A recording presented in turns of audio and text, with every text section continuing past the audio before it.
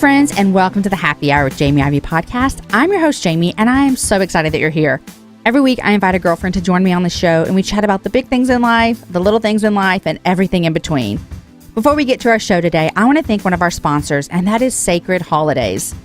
This Advent, which Advent is the days leading up to Christmas, Sacred Holidays has released a new devotional, and it's called He Is, the Attributes of God. They have a devotional for women, one for families, one for men, and one for teen girls as well.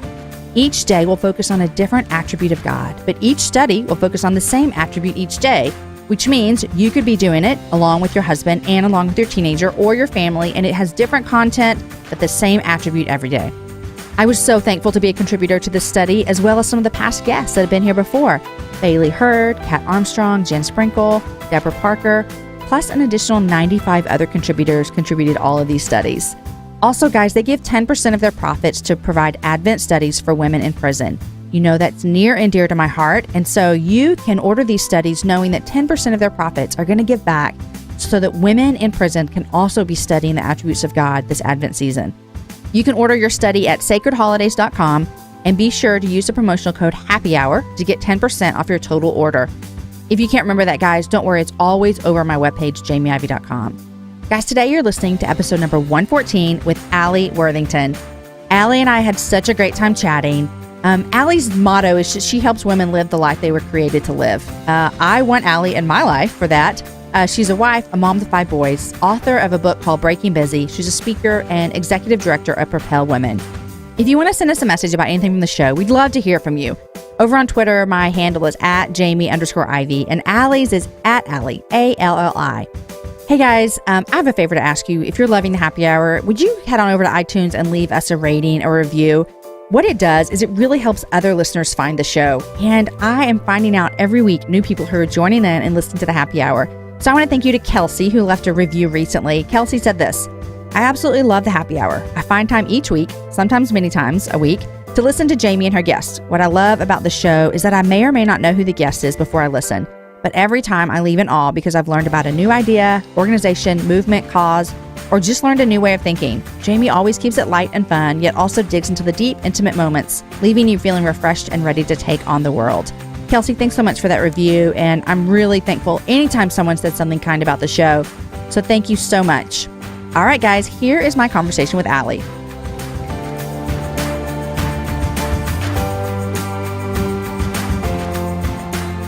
Hello there. Hi, Alli. Hi. Welcome to the Happy Hour. Thank you. I am excited to be on the Happy Hour. I'm so glad that you are on the Happy Hour, and it's not like a real happy hour because it's 10:30 in the morning, but if it wasn't, we could actually, and if I was in Nashville, which I'm assuming that's where you are today, but we're going to do it on Skype. That's right. If it was in Nashville, it'd be a really fun happy hour. Oh, I love Nashville. I say this a lot. We used to live in Murfreesboro.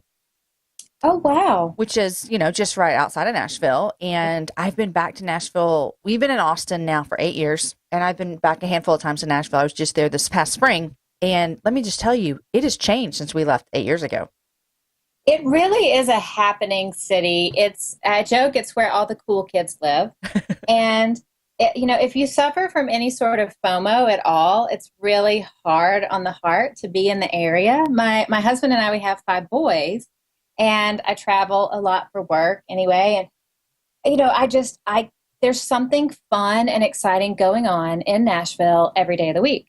And so even though I make the decision to stay home with the family, my boys, my oldest boy, he's a senior in high school. He's going to be gone next year. So I have the rest of my life to go do fun things in Nashville with friends. Like, we really got to stay home with the kids right now. But still, you scroll through Instagram and Facebook, and everybody's literally having the time of their lives in Nashville every single day. That's how it is in Austin as well. I mean, It's just so much fun here. Yeah. So it's one of those things. It's a blessing and a curse. Like, give me 10 years when all the kids are out of the house, and then I'm like, extrovert time all the time. But now I have to just put my phone down because I get mad. And you're like, yeah, I hear you. Okay, so are you actually in Nashville, or do you live outside of Nashville? We live outside of Nashville. Okay. Mm-hmm. Where do you live? Do you want to say? Do you care? I normally don't say. But don't then. Oh, okay. I mean, you can. I don't care. I feel like I got nervous. Like I'm asking you to say something. Well, I mean, I'm telling the world now. My husband gets a little nervous because we have had people show up at our door. Are you kidding? Yeah, I so need to hear about this. What happened? he gets a little weird. So he doesn't like for me to tell everybody where we live. Well, Yeah. then don't tell anyone where you live, but can you tell me the story of when someone showed up at your door? Yeah, it was early on in like blogging world. It was in 2008 and we put a house up for sale and I had posted about it online and people came and looked at the house under the auspices of buying it, but it was No. house. Yeah. When did you find out?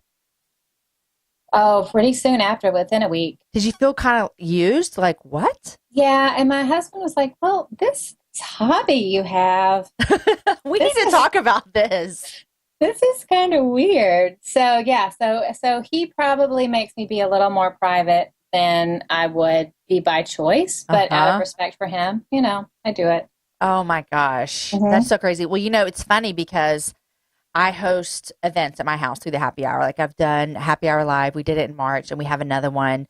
By the time this airs, it will have already happened. But my girlfriends, when I was telling them, hey, I'm going to have this like party and I'm going to invite people to my home that I don't know and I'm going to sell tickets. And they were really super concerned that they were going to be crazy people show up at my house. I think it's less about crazy people and it's more, we get these connections with people that listen to us or read us. Like they know the deepest, darkest parts of our story and who we are. And so you become friends with them, even though you don't know them, right? Right. And it's not like crazy people showing up. It's legitimately people that love you. And just are like, I thought I would come visit. Like that's the thing that scares my husband most. It's not like someone's going to come attack us. It's more of, can we just have our little safe space that's private? Yeah. Because he is super private and introverted. I'm guessing that your husband is not. He's not. I mean, no crazy people showed up and it was a fabulous event. So fabulous. We said we're going to do it again. But it is just, now I'll tell you this, Alli, and I'll ask you this question. Living in the social media world and both of us doing stuff that is kind of in public and online and people do get to know us so well. My boys, I have 3 boys and a girl, and my oldest is 12, and my youngest is 8. And I have one of my kids who, if I just like, we're out and I'm like, oh, y'all get together, I want to take your picture. He'll be like, are you putting that on Instagram? And I'll say, no, I just want to take your picture. Like, I'm just your mom. Like, I just want to take your picture. And he does not want me to put pictures of him up online. Oh, that's fun. Yeah. And I totally respect it. And if I do think I'm going to put something on, I always ask him. And he has said no. And I have I've thought to myself, this would be a really cute picture, or I could get a really good story to go along with this. And then I just don't do it. Yeah. 2 of my boys aren't into pictures of themselves being posted at all, unless it's a group shot. Now, my oldest son, he loves what I do, and he will totally take advantage. Like a few years ago, we met Toby Mack, and he was like, okay, I don't want you to post anything about meeting Toby Mack. This one's mine. I'm saving this one for my Instagram. Oh, right? Yeah. So he's totally into it. But yeah, I mean, guarding their privacy and not making, for us, I have to be conscientious of not making my family my fodder in a way that almost commodifies them. I mean, I came from my background. I started just as a personal blogger, and what sometimes can happen in the ugly side of personal blogging. Oh, sorry, everybody listen to me that's going to hate me right now. I'm sorry, but I speak my mind way too much. Okay. Bad side of personal blogging, when it turns into a business, like for sponsorship dollars, is all of a sudden, you're getting paid $1,000 from Pampers, but you have to do sponsored content. So even if your child's sick that day, like it's your due date, right? Yeah. And once I saw the personal blogging space going in that direction, where it sucked all the joy and out of the kind of natural inclination out of it, that's when I got out of it. I went, okay, this isn't healthy for me and my family. And I know not everyone's that way, but I saw it a lot kind of in the early stages, like 2008, 2009, 2010. Yeah, I could see that totally. I started blogging in 2005, and it was mainly because we lived in Tennessee and all of our family lived in Texas. So it started as this like, oh, I'm going to show my mom all the pictures of the kids, right? Yeah. Well, as my kids are older now, I mean, I don't blog. And when they're younger, I would blog about potty training them or the frustrations about this or that and all that kind of stuff. And you're right. They were a lot of my content. And as they got older, I didn't feel comfortable using them as my content anymore. And I'm telling you, my blogging went down like 99.9%. Yeah. And some people can do it beautifully. I think I had a little too much of a touch of business in me. I'd be like, well, look at all the groceries I can buy this week if I just do this sponsored post for Pampers. But can everybody look happy, and can we spend a day cleaning the house before then? Yeah, right? It just it touched upon a part of me that I didn't want to let out. Yeah. Like, I'm much better helping people with business. I'm much better helping people be successful than going down that road. I love it. And I love that about you, is that you are this businesswoman who desires to see all women like fulfilled in their calling, whatever that might be. Whether that is they're, staying home with their children for this season, or they're running their own shop and being just like an amazing entrepreneur, or whether they're teaching fourth grade, like whatever it is, I really see in what you do and everything you put out there, this passion for wanting women to do what they're called to do the best that they can. Well, thank you for saying that. And I am really obsessed with it. I mean, obsessed. It's a good thing to be obsessed with. And we need that. Like, I think that that's good for people to hear that, because women, and I want to hear your thoughts on this too, is that we can get sucked into this trap of like, I'm only successful, or I'm only being used by God, or I'm only doing something if it looks like what I see this other person doing because they seem successful, And so then we get in a trap of like, well, what does success equal for me? Well, and I like it that you even use the word success, because sometimes, especially kind of in the Christian culture, we think of success as a bad word. Oh, yes. Mm-hmm. We tie it with pride. Yep. But I think God does want us to be successful. He wants our marriages to be successful. He wants our parenting to be successful. He wants our businesses to be successful. We as especially people who live in the Western culture, we have the whole world at our fingertips. We have the whole internet. You can go online and learn whatever you want to. You can start your own business. Like, the opportunities are endless.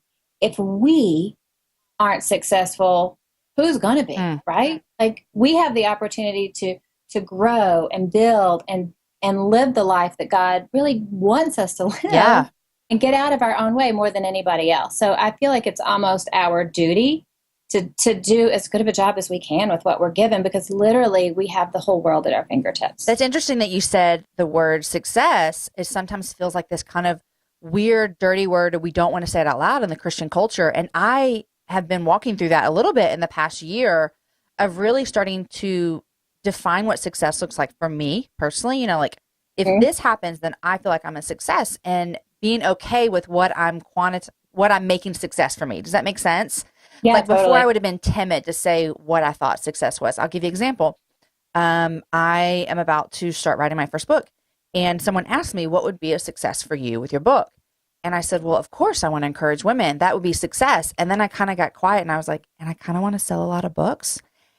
And I felt like, can I say that out loud and still be a Christian? You know what I mean? Like, that felt weird. Well, it's not just be a Christian woman. Oh, okay, there you go. Because a dude can say that all day long, and nobody worries an eyebrow. Yeah. But if a woman says it, then it's terrible. Yeah. But it's in fact, Breaking Busy came out this year, did well. I'm already diving into writing the next book, and it's about fear. And so I'm writing this chapter on fear of failure. And I opened the chapter by explaining that I was terrified that the book was going to fail before it came out. The Breaking Busy book. Breaking Busy, yeah. Right. So it is terrifying to launch a book. It's like walking into a crowded room naked and then saying, hey, everybody, here's my whole life. Here's every place in my life that I've screwed up, and here's what you can get out of it, right? Alli, I'm sweating just hearing you talk about. Like, I'm just like nervous. Yes, I know. So I'm telling everyone in this book, and I'm thinking people are going to think that I'm so prideful and that this was my fear, but I was afraid not only that it was going to fail and I would embarrass my family because I'm telling all their stories, that I was going to let Jesus down, because for Pete's sake, I'm writing a book about what Jesus taught me. That's right on my book. Yes. But then also, I'm a businesswoman, so I'm like, I was worried, like, what if it doesn't sell? And the publishers that have invested in me, the people, it takes about 50 gazillion people to get a book. Yeah. Right? And so I would wake up sometimes in the middle of the night sweating. Like I would think of myself, I'd have these dreams and I would be out in the middle of a city and I would be yelling at people in the street, go buy my book. or, or like I'd be rolling up to garage sales, like passing out copies for a quarter out of my trunk. Like these are the worries that I had. And for me, I had to go, okay, how do I overcome this fear of failure? How do I stay focused on this is the call I believe God gave me?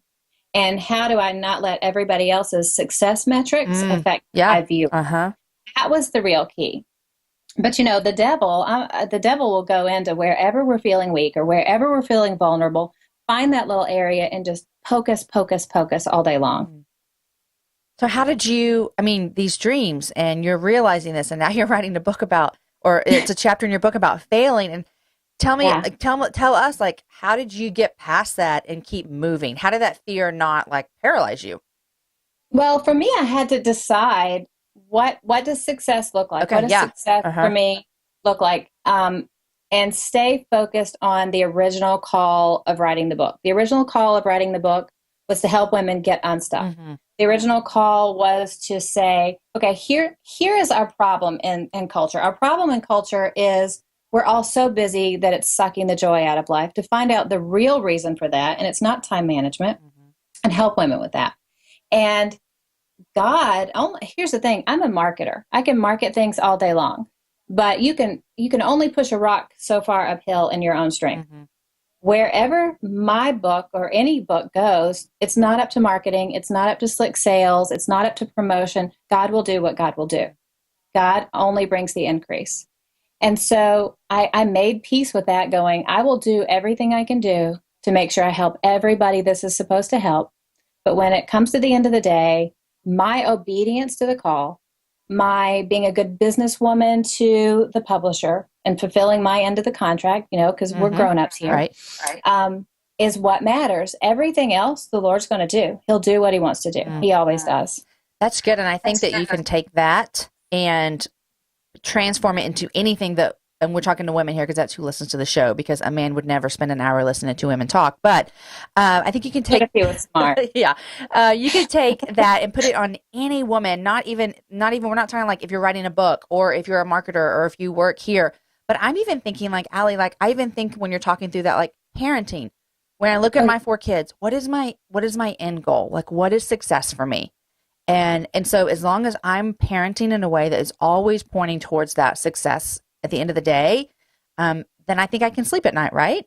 Yep, absolutely. Absolutely. It's when we get focused on all the shoulds, all the what ifs.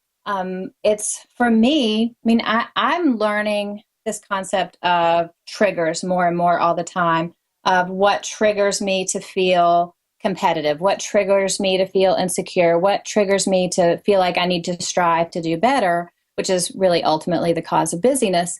And one of my big triggers is social media. I love social media. Like I sleep with my phone. I have an unhealthy relationship. But I know when I start focusing on the outside world, when I start focusing on what everybody else is doing, that's what triggers me. And that's when I forget what success means to me. Because it's also a false reality. Totally. Like if I'm having a bad week, I just won't post on Instagram. Nobody needs to see the pile of laundry, and nobody actually wants to. Yeah. So I have this kind of idea with social media being, especially Instagram. Instagram is all happy all the time. If my account or anybody's account was just like, woe is me, I'm feeling bad today, here's my dirty laundry, or look, the dog threw up, like nobody really wants to see that. Right. So like it's kind of the understood thing. We're going to put fun things, we're going to put entertaining, we're going to put encouraging things up. It's just what we do. And if we can remember to keep that in the forefront of our heads when we're looking through it, it'll help us not to internalize everybody else is having fun and my child's throwing up. Right. Or everybody's out at night and my husband's out of town and I'm here with 4 kids. Exactly. Things like that. Speaking of looking around and seeing what people are doing, you're a mom to 5, all boys.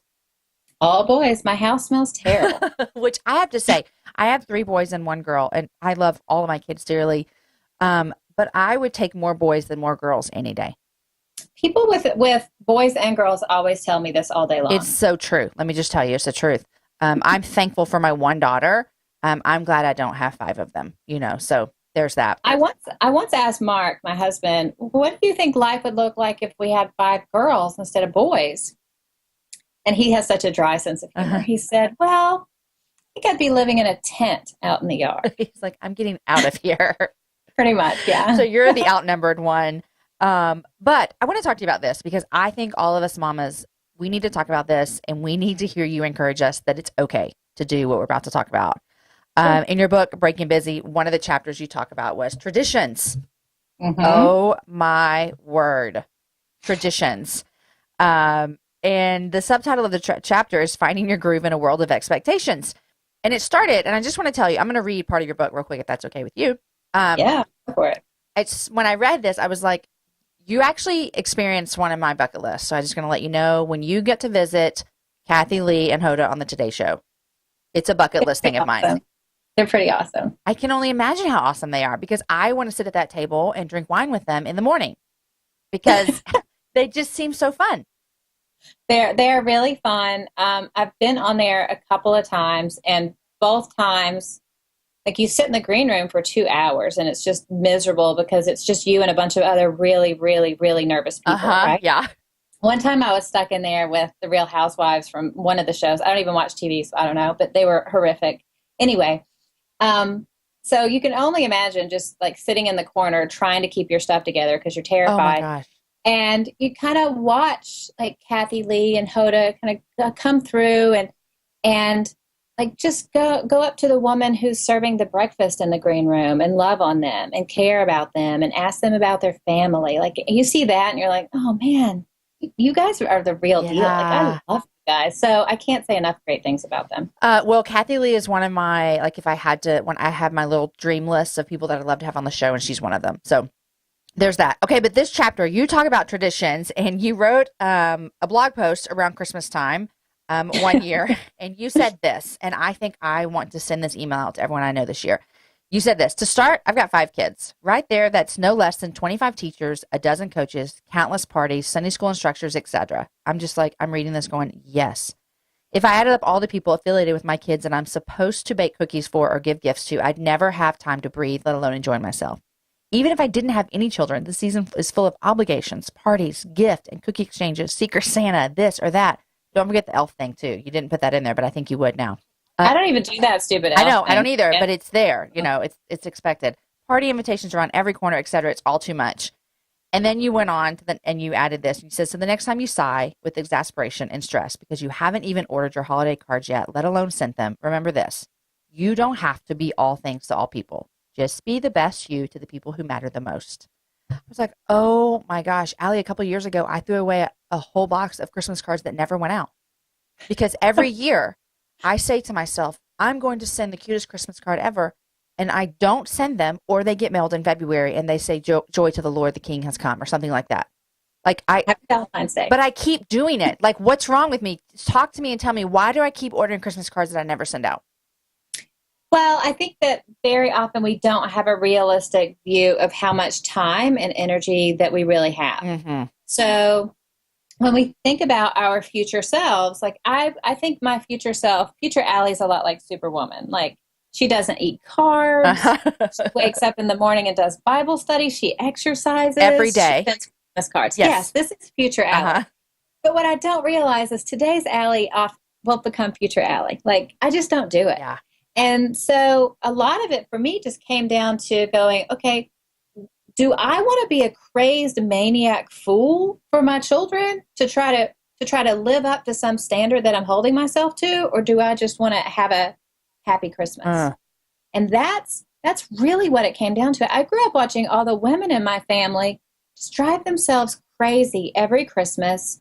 And from my perspective, it didn't look like they were having fun because they were doing so much work. Yeah. Now, since I've written that, and I've heard a lot of feedback from people who have read the book and who go, you know what? Hospitality, serving, Christmas cards, that fills me up. That's what makes me happy. And my message to everyone who has that gift is God bless you. It makes up for people like me. Oh my gosh. Yes. Right? Yes. But we have to give ourselves the grace and give other people the grace to really be who God created us to be. Like, that's just not what God put in me. Like, I would love to have those gifts. I just don't have it. It's kind of like singing. I've been telling Jesus for about 25 years that if he would miraculously give me the gift of singing, I would use it to his glory. Jesus, however, knows me better. He knows you wouldn't. He knows I wouldn't, no way. Yeah. So it's kind of the same thing. We have to take a realistic look of our energy and our gifts and what we want to do and run with it. Yeah. And I think that's so freeing. And I think also I'm thinking just about myself here. And I think a lot of women might fall into this kind of thinking is I come into every holiday season going, I'm not going to do that. I'm not going to do what I did last year. I'm not going to put these false expectations on myself that I never live up to. And then I feel guilty that I'm a bad mom.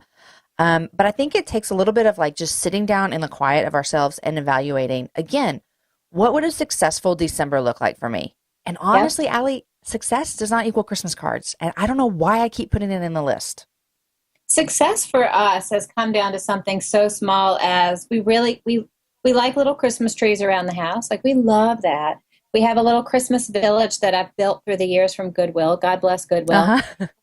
And we spend a lot of time snuggling and watching Christmas movies.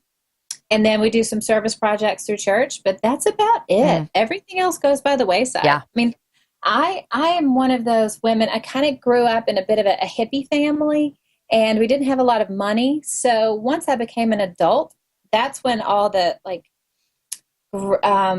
Southern culture expectations came down on me because I didn't grow up in it. And I remember the first cookie exchange I went to as a married woman. We were living in Memphis, and I literally showed up with Oreos, and all the other moms were like, what are you doing? And I was like, Oreos are my favorite cookie. And they're like, you bake cookies and you bring your homemade recipe. And I was like, oh, sorry. Like, I had no clue. Did you feel shamed or did you own it? I owned it, but I always felt a little shame before. Uh-huh. Like, well, no, that's a lie. I just lied to you. Okay. I totally felt shamed back then. Okay. But now I look back and I own it. Does that make sense? Totally, yeah. In the moment. When you're in the moment, everything's embarrassing. Uh-huh. Like, that's one of the reasons I fell in love with blogging. I was able to tell stories, and now writing books, I'm able to tell stories to the world in a very vulnerable way that would flip my shame triggers if I told them in person sometimes. Like, I found myself being able to tell the world stories that I would be embarrassed to tell the mom across a little kiddie size table at my kid's school. Do you think time also helps that? Like, you're not telling these stories in real time. Does that make sense? Like, Yeah, that totally helps. But we went bankrupt and homeless in 2008. So we lost everything except what fit into 2 storage units. And I like to say we lost everything before losing everything was cool. Mm-hmm. And had to go live with my grandfather for 6 weeks. And I started talking about it online just as soon as we kind of got back on our feet. Yeah. But I still didn't really tell anybody in my real life what had happened. But they would just read my blog and be like, "We're so glad you guys are okay." And, oh, thanks. But there was something about telling the world, but telling no one specifically, that started making me brave enough to tell my story in real life and own it all the time. That's awesome. Mm-hmm. Is it easier now, or do you think you've just learned? And what I'm asking is not that it's easier, because I think it's still hard for you. Maybe, I'm assuming. But what did you learn that made it okay? Did you learn that when you said it out loud online that people didn't like, they weren't upset with you, and so you felt like you had more freedom to say that? What did that look like for you, learning to be okay with that?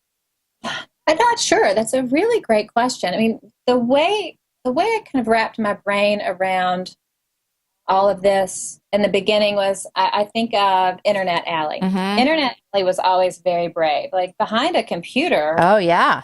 I was smart and capable and yada, yada, yada. But like, real life Alli's kind of introverted and I second guess myself. And it was through Internet Alli 10 years ago, kind of sharing stories and getting braver and getting stronger, that turned real life Alli into that person. Okay, well, I'm glad the internet Alli could push real life Alli in that direction. Right. Yeah. So now internet Alli and real life Alli are the same. But like, I would be super brave and tell my stories because I wasn't looking someone in the eye. Yeah. And then the more I would share who I am, what I've been through, what I'm learning, the more women would say, me too. Mm-hmm. Yeah. And that's that realization that I could help people by sharing my story was great. Now have you done Strength Finders? Yes. Okay, so I'm obsessed with personality tests. Strength Finders is fabulous, but there's lots of cool strengths that people can have, like woo. I have no woo. My number one Strength Finder sucks. What is it? It's input. It's the most boring one ever. It means I am a know-it-all. And it's true. I'm the girl that read the encyclopedias. I'm the girl, don't play Trivial Pursuit against me. I will win and I'll do a victory dance. I'm the worst. And what I've realized is God gave me that gift of input because he knew eventually I would be able to use that gift to help people. Uh-huh. So what was annoying when I was 13 is actually quite helpful because with teaching and writing, I'm able to tell stories and go, okay, here's how to apply this practically to your life. I'm not somebody who's going to tell a big emotional story and be like, and figure it out for yourself. Right. I'm going to be like, 1, 2, 3, here's what you do. Uh-huh. So input can not suck so bad, but basically it still does because I'm still a little jealous that everybody has the fun one. So my Strength Finders are input, activator, achiever, futuristic, and relator. This sounds like someone who's just going to get stuff done. I guess so. Yeah. I mean, my tendency is if there's a door of opportunity to kind of kick it down with a boot. Uh-huh. And I'm learning through Breaking Busy. I had to learn to stop rushing through every door and be intentional about things. Yeah. What about you? What are your strengths? I do know one of mine is communicator and one is empathy. That's all I got. Oh, see, communicator and empathy, that's better. Input is still awesome. The world needs everybody. I need you to input to me. Still, I just wish I had sexy strengths. That's all I'm saying. What are the sexiest strengths there are, you think? Well, I don't know. Don't put me on the hook. I think woo is great. Probably something with people. Wait, I don't even know what woo means when you say that. Woo means you walk in a room and everybody loves you and you love everybody else. You woo them. Okay, that's a sexy strength. You're right. Right? Yeah. That's charisma. I'm input. Come talk to me and I'll go over the latest research trends. Yay. Oh my gosh. But you know what? We need all people. I guess so. I'm just evening out the body of Christ. That's hilarious. That's hilarious. Hey guys, we'll get right back to my interview with Alli. But first, I want to be sure you know about Winterfest at Pine Cove Camps this December 16th through 18th. It's full-on summer camp packed into one weekend right before Christmas. This is a perfect weekend for your kids to come experience camp for the first time in a safe environment with Pine Cove's amazing counselors. They'll get to try out some of the super fun activities like zip lines, horseback riding, high ropes courses, and more, while their intentional, Jesus-loving counselors invest in them throughout the weekend. This is a great way to kick off your kids' Christmas break, whether they've gone to camp for years or if this is their first time. Guys, you can see all the information at pinecove.com/winterfest. You can sign up your 1st through 12th grader today. And now back to my conversation with Alli. Okay, you're a mom to 5. I've said that before. You said to me something in the thing I asked you about hyper-parenting. Oh, yeah. And you told me something that I think the world needs to know is that you let your kids, your younger kids, I'm assuming elementary maybe, pick one birthday party a year. I sure do. You tell them, okay, it's a new year. You better pick it wisely. And we just started the school year now. My youngest, Jeremiah, is in 2nd grade, and he got his first party invitation. And I was like, is this the kid you really want to go to their party? You're going to waste it on Presley? Come on. This is so much freedom, Alli. Okay, so are they mad about it? Or are they just it's the way we do things? It's just the way they do. I mean, I think because there's 5 of them, they just know that's just the way what it is. Things. Yeah. There's too many kids for real. To be able to do it all the time. So they know they get to go to one a year and they have to pick wisely. Yeah. And that way also, you don't hurt other kids' feelings. If you can only go to one, you're like, oh, sorry, I only get to go to one birthday party a year, and mom already took me, so maybe So next year. sorry. Send your invite out earlier. Yep, sorry. Oh my gosh. Well, I'll tell you this. I have not taken birthday presents to a lot of birthday parties, and I feel guilt the entire time I'm there. And isn't that awful? Because if a mom came to me and she brought her kid to one of my kids' birthday parties and she told me, I feel really guilty, we didn't bring a gift, I would look at her straight in the eyes and say, are you kidding me? Please. We don't need your gifts. I'm so glad you're here. Seriously, But then when yeah. I do it, I just feel guilty. Like the other moms are thinking, well, that's rude. She didn't even bring a gift. But Okay, hold on now. Our worst enemy as parents is the voice in our head that goes, what do the other moms think? oh my gosh, that's so true. That is the worst. That will take you down faster than anything else. What do like in the it's like the other moms, we give them the power of the Avengers in our head. Like, who cares if some other moms aren't pleased with you? First of all, nobody's thinking about you at all. That's exactly right. With their own tornado of their lives. Yep. Everybody's always thinking, am I okay? Uh-huh. Is this situation okay? Are my kids okay? Cool. Uh-huh. And if there is another mom out there who is thinking about you, judging you, you don't want anything to do with that mom anyway. It's so true. Whenever I like have these moments, which I will say this, they are a lot fewer than they used to be because now I'm just like, I really don't have time to worry about that. But anytime I have these moments and I tell Aaron, my husband, he always tells me the same thing. He's like, Jamie, listen, people really aren't thinking about you as much as you think they are. It's a hard lesson to learn. You'd like so to think true. you are.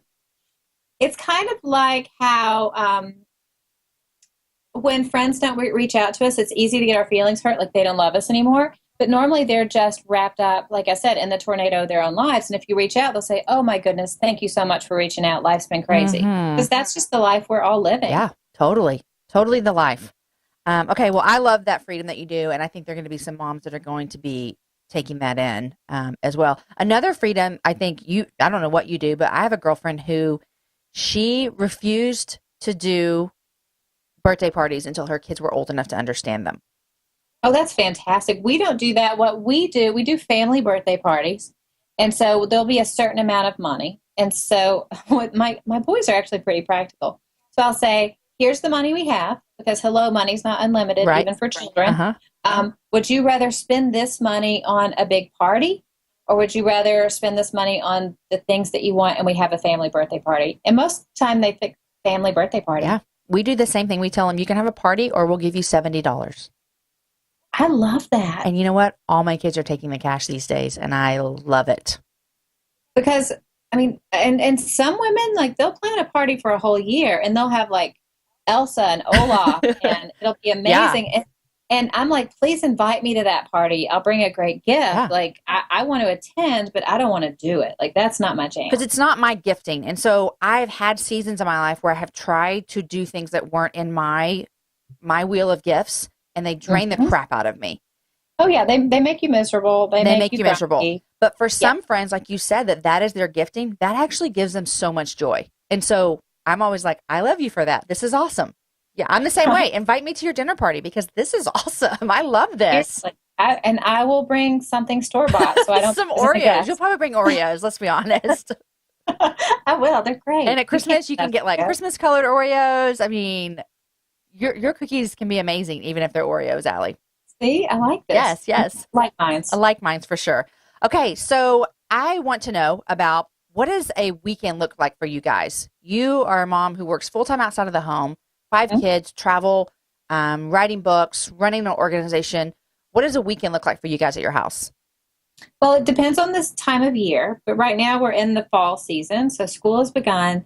So Friday after school, we always go to a football game because our sophomore plays football. Okay. The senior played football up to this year, and he decided that he was just going to focus on photography and hang out, which I love that too. Yeah. So he's like, I'm done. I'm a senior. I'm done with football. Yeah. We go to a football game. And then on Saturday mornings, I work from a home office. I lock myself in my home office and I write.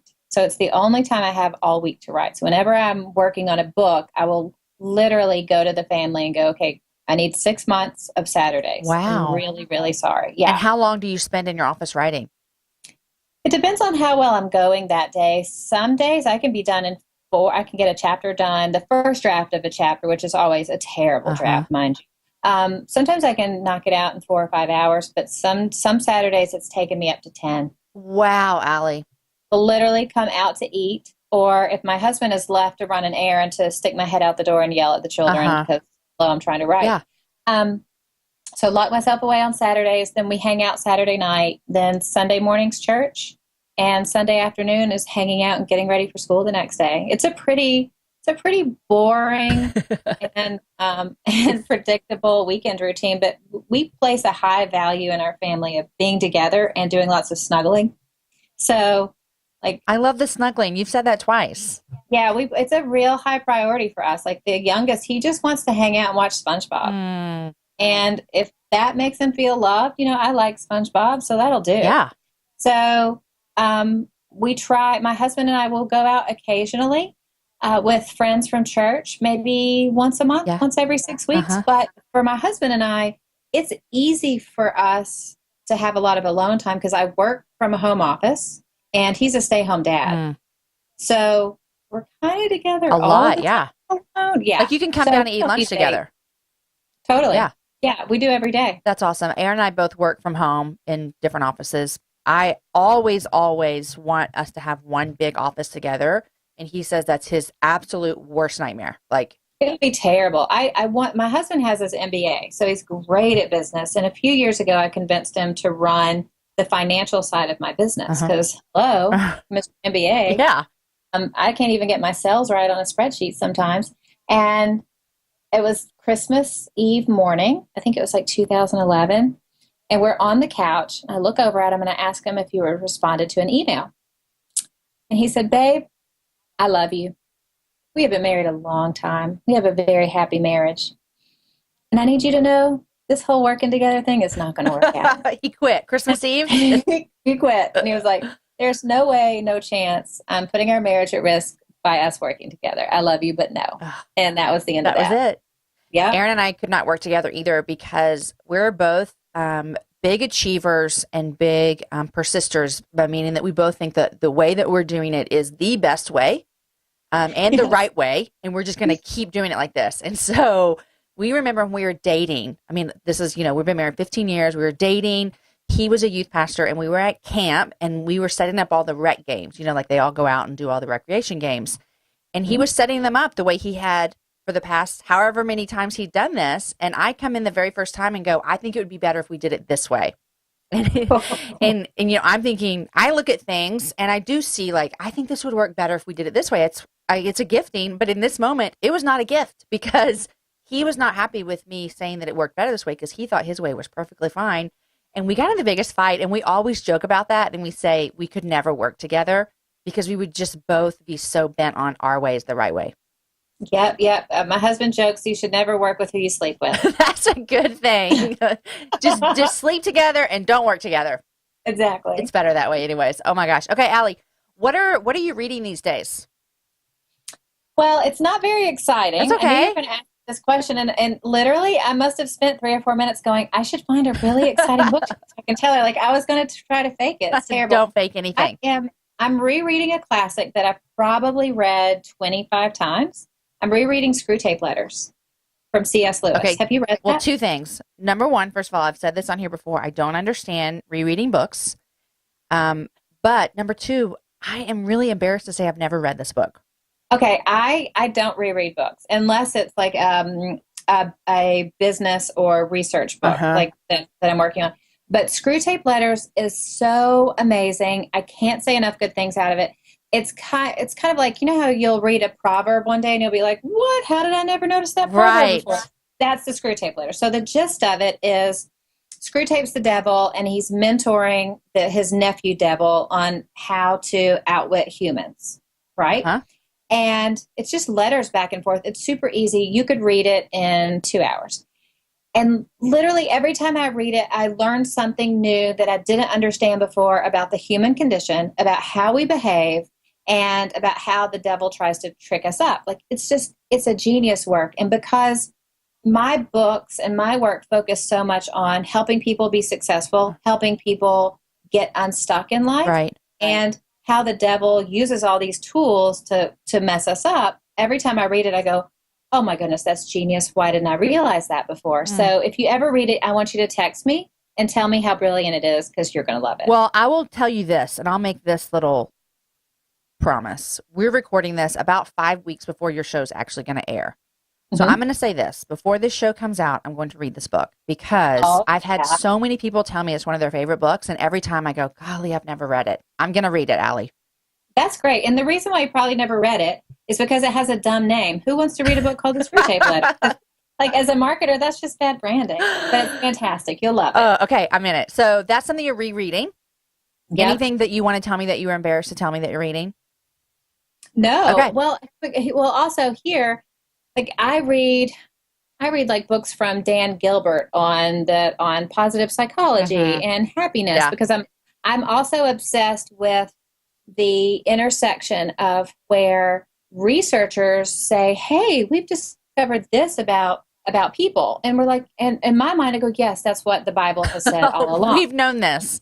Right. So in research I'm doing for this book on fear and anxiety and worry, and I started it when I did Breaking Busy, is researchers say, well, sure enough, it looks like people have more long-term happiness and joy when they do kind things for other people than when they get self-gain. Well, and they're shocked by this. Right. So I love finding those things in research books. I'm such a nerd. It's why input is my big strength. It's not a nerdy. We need you. We need you, Alli, to see these things for sure.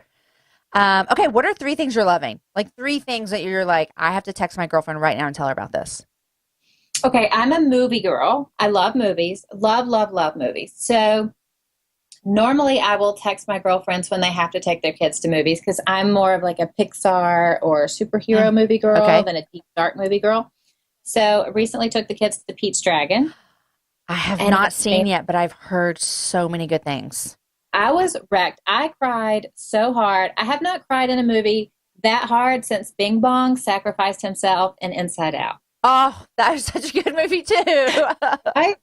Like, Pete's Dragon is right up there with Bing Bong Sacrifice. I just can't deal. I cried so hard that my 9-year-old was like, Mommy, I don't have any tissue. I had to take my tank top under my shirt and just like wipe my eyes into my shirt in the movie theater. I was a wreck. I do like crying in movies like that. I don't know. It brings some kind of freedom. But my girlfriend said she cried like 3 times in the movie. Yes. Because at the beginning they get you, then they get you at the end. Oh, I'm telling you, just don't even wear mascara. Bring some tissues. It's amazing. It's on our list to take the kids to see, so we'll see it soon. Good. I'm also, I will text people when they have to get an app. I love apps because, like I've said, I'm obsessed with my phone. I've told everybody that I know to try the app 1 second every day. Okay. It's free. And basically you just take a 1 second snippet of a video that you take during the day, and it plays it all together. And so my kids and I are obsessed with it. They will do something fun or, build a Lego creation. They'll go, Mom, make this your 1 second every day. And at least once a week, they want to watch the whole year go by, because we started January 1st. Oh my gosh. Okay. So I get it now. I don't know why I was slow to this. You take a second video today and a second video tomorrow and a second video. And then at the end of the year, it's one big movie. Well, sort of. Okay. So it'll take what's on your camera roll, the videos you've taken that day. And then you can pick which one you want, and then you choose 1 second of it. Okay. And so the way I do it is I have a reminder from my Reminders app that pops up every night at 7:00, and another one at 9, because I know myself, that says do 1 second every day. Okay. And it's so fun. And if you skip a day, you can cheat and use a video from another day. And I do cheat because I want all my days filled out. For sure. Yeah.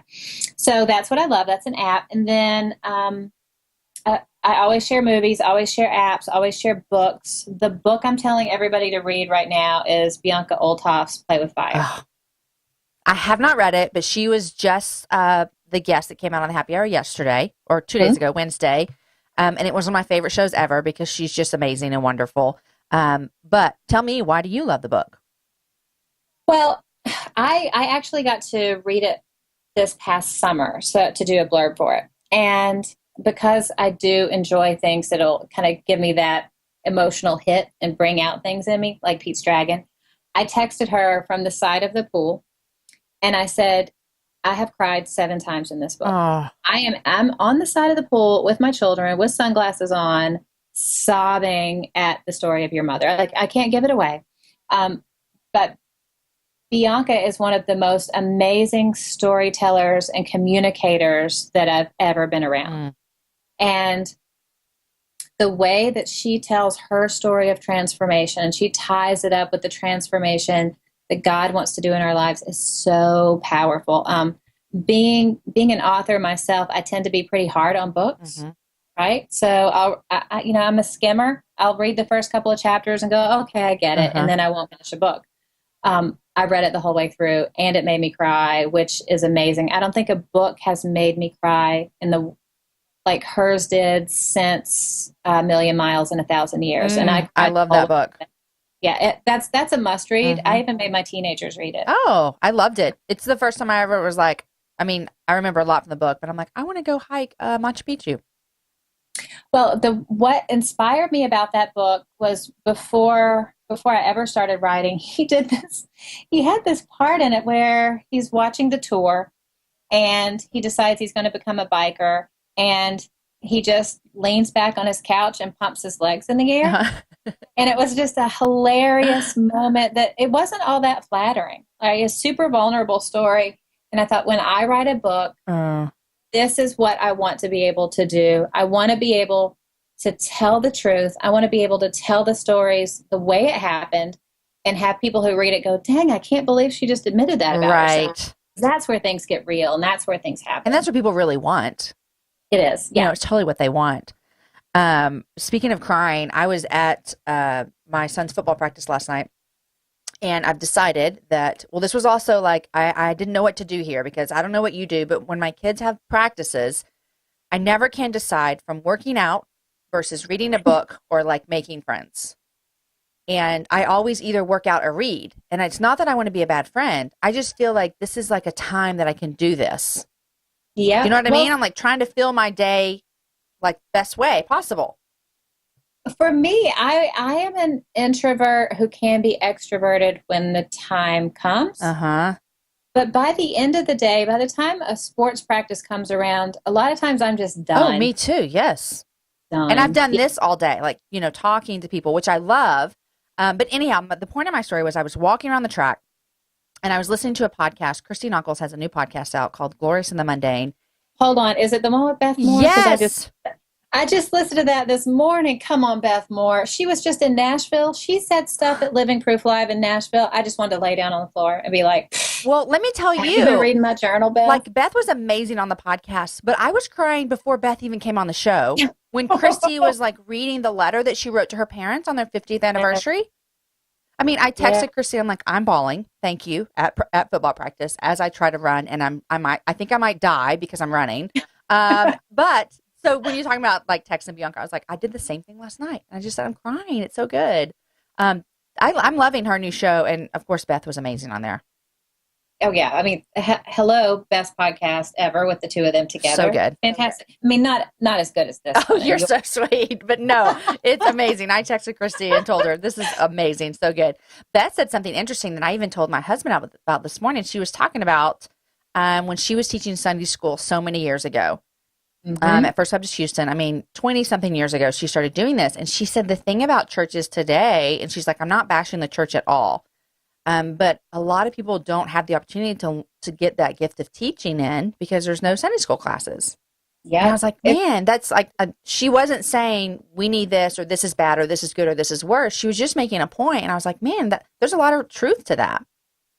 Well, and I've just in my own life, I've realized I've never exercised the gift of teaching a small group of people before. Like I can go do a keynote to thousands of people and I'm comfortable, but now that I'm hosting a Propel group in my local church, I'm like, oh, the small groups of people and the flow and how to, take the little things and make sure it works for every person. I have no experience doing that. And it's been super humbling for me that I needed to strengthen that muscle. I mean, it's because we don't have opportunities to do it at all. She said something else really interesting in that podcast. I wrote it down. It's up on my bulletin board. I wrote it down this morning. She said, one thing I think we are hurt by in the body of Christ is we think we have to be great at something before we even give it a try. Oh my gosh, I just got chills again.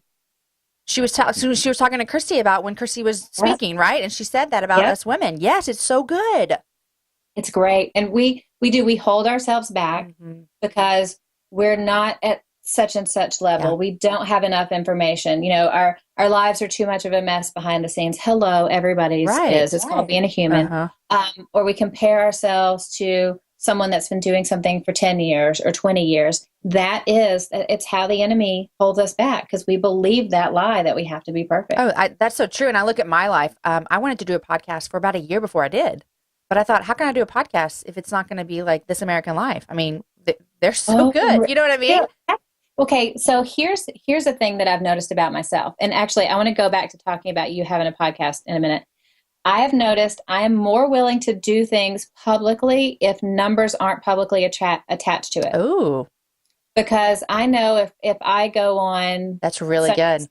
And then like everybody knows 5 people watched, then it'll flip my shame triggers. But if I can keep those numbers quiet and build up slowly, then for some reason I'm more willing not to quit. I think it's just an insecurity of mine.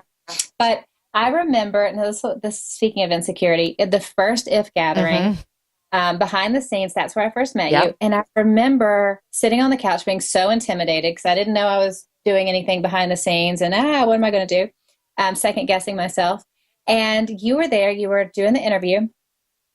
And I remember watching you going, that woman has a gift of communication. Why isn't she everywhere? Like, why doesn't she have a podcast? And now you have a podcast and like 1 million people listen to it. So it's just confirmation for me what I saw in you. Oh, thanks. Thank you so much. It means a lot. I really do truly love doing this, but I remember how much that fear held me back. I don't know if I could, it's not going to be great. I don't want to try it.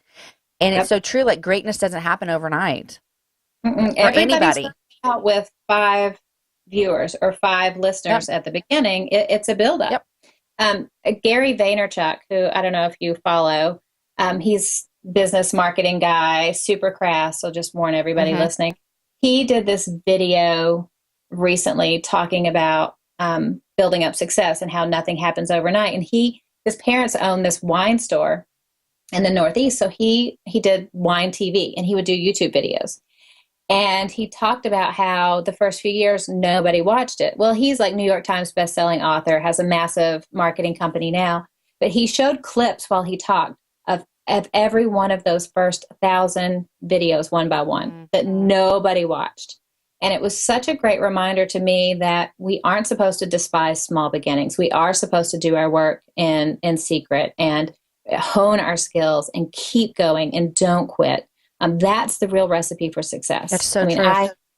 I often will want to take myself out of the game. I'll let insecurity get to me. And I've had this mantra that I tell myself, and that is show up, be me, love others, and don't quit. That's good. If I do 4 things, I'll be okay. But I have a tendency not to show up and take myself out of it. I have a tendency to focus on myself and not love others because I'm feeling insecure.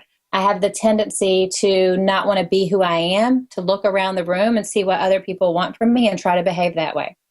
And I have the tendency when I get insecure, when I get uncomfortable, when things get hard, when you're in that space in between beginning and success, to want to quit. So if I focus on just those 4 simple things, I know I'll be okay. It's so good. Show up, love others, be me. And what's the last one? Don't quit. Don't quit. Keep moving. Nothing happens if you stop moving. Alli, I have loved our chat today.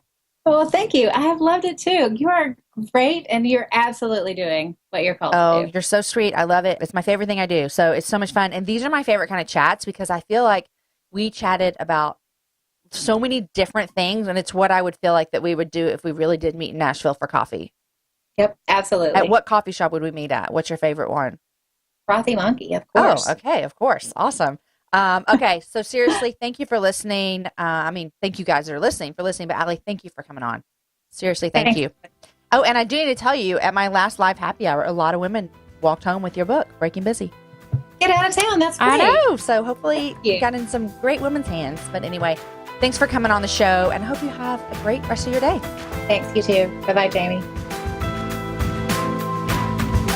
Okay, guys, I knew that you would love Alli's conversation with myself today. Anyone just feel a little bit freer about all those birthday party invites that your kids get invited to? We need to just tell them to pick 3 and move on. Thanks so much for listening to the show today. Today's show was edited by Logan Garza, and the music is from Jason Poe. This Friday, we have a happy half hour with my friend Laura Kelly.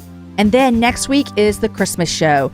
And this is one of my most favorite shows of the entire year. This year, my friend Rachel Hollis joined me, and we chatted about 13 different organizations that we think are great places for you to put your money towards this Christmas season. Everything from jewelry to aprons to pillows to organizers to candles to socks, all kinds of stuff, to popcorn. Yo, we had so much fun stuff in the show. And Rachel Hollis, I mean, we love her anyway. I told her she's practically a co-host as many times as she's been on the show. But that is next Wednesday for the Christmas show. And then the week after that, Ann Voskamp joins me. And oh my gosh, I had such an amazing interview with her. I loved chatting with her. It was the first time I ever really got to chat with Ann, and I adored her. And now I want her to be my friend in real life, which we are, but I would like to fly to Canada and have coffee with her. So stick around for those next 2 shows. Guys, enjoy your week and share the show with a girlfriend and have a happy hour with a friend. I will see you next week for the Christmas show.